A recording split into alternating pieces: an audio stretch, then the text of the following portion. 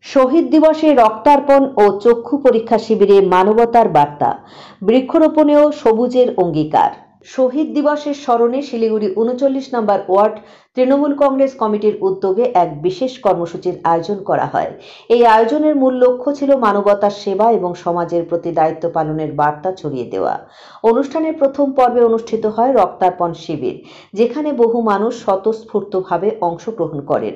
রক্তদানকারীদের উৎসাহ দিতে ওয়ার্ড কমিটির পক্ষ থেকে বারবার বলা হয়, আপনার প্রতি ফোঁটা রক্ত মানবতার জন্য সবচেয়ে সেরা উপহার। রক্তদানের মাধ্যমে অসংখ্য মানুষের প্রাণ রক্ষা করা সম্ভব। এই মর্মে উপস্থিত সকলকে অনুপ্রাণিত করেন বিশিষ্ট সমাজসেবী বিবেকানন্দ সাহা। অনুষ্ঠানের অন্য অংশে ছিল নিঃশুল্ক চক্ষু পরীক্ষা শিবির, যেখানে অভিজ্ঞ চিকিৎসক এবং স্বাস্থ্যকর্মীদের তত্ত্বাবধানে বহু মানুষ চোখের বিভিন্ন সমস্যা পরীক্ষা করানোর সুযোগ পান। এতে সমাজের দরিদ্র ও প্রান্তিক মানুষেরা বিশেষভাবে উপকৃত হন।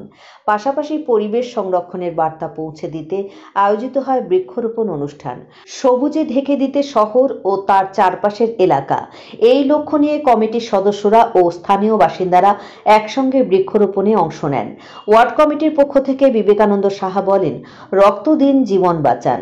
আপনার রক্তদান একটি অভাবীর জন্য জীবন দান। এই কর্মসূচির মাধ্যমে শহীদ দিবসের স্মৃতি আরও তাৎপর্যপূর্ণ হয়ে ওঠে।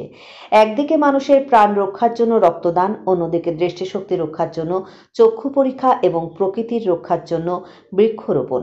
সব মিলিয়ে সমাজ সেবার এক অনন্য দৃষ্টান্ত স্থাপন করল ৩৯ নম্বর ওয়ার্ড তৃণমূল কংগ্রেস কমিটি।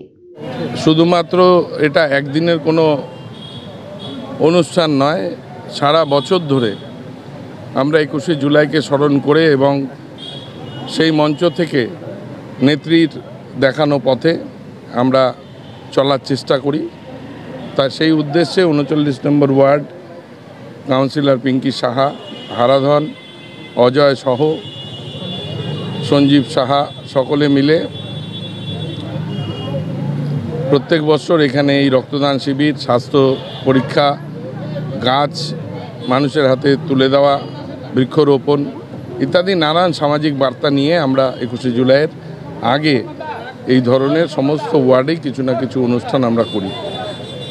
আজকেও এই অনুষ্ঠান হচ্ছে। সকলের জন্য শুভকামনা। যারা রক্ত দিচ্ছেন, যারা এখানে উপস্থিত, যারা গাছের ব্যবস্থা করেছেন, ফরেস্ট ডিপার্টমেন্ট, অন্যান্য যারা এই অনুষ্ঠানে সহযোগিতা করেছেন, প্রত্যেককে ধন্যবাদ, কৃতজ্ঞতা জানাই।